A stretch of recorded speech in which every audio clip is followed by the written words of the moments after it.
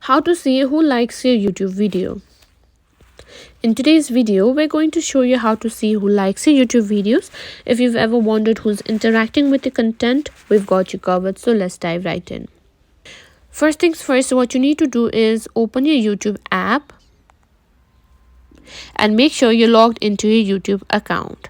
Now tap on your profile icon and select YouTube Studio. Here you can find it. And after that, simply find your video that you want to see who has liked it. Once you're in the YouTube Studio, you will see a section called Analytics. This is where you can find all the key stats about your channel and your videos. Now click on View the Engagement tab. With the Analytics section, click on the Engagement tab. This will give you a breakdown of how your audience is interacting with your videos, including likes, comments, and shares. Now under the engagement section, you'll see the total number of likes on your videos.